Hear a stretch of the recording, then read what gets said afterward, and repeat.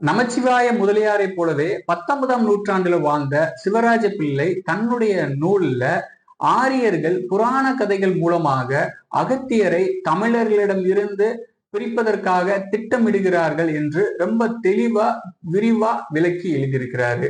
அதே மாதிரி மேற்கு வங்காளத்துல கங்குலி என்னும் புலவர் ஆரியர்கள் தங்களுடைய ஆரிய மத கொள்கைகளையும் சமஸ்கிருதத்தையும் வளர்த்தெடுப்பதற்காக அகஸ்தியர் அப்படிங்கிற பேர்ல ஒருவரை உருவாக்கி அவரை தென்னிந்தியாவிற்கு அனுப்பியிருக்காங்க அப்படிங்கிறத தெளிவா குறிப்பிட்டிருக்கிறார்.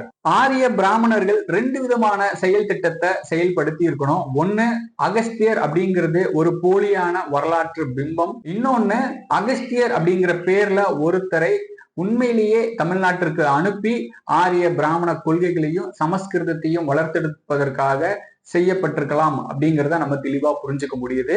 ஆனா அகத்தியரும் அகஸ்தியரும் ஒன்றல்ல, ரெண்டுமே வேறு வேறு அப்படிங்கிறத நம்ம தெளிவா புரிஞ்சுக்கணும்.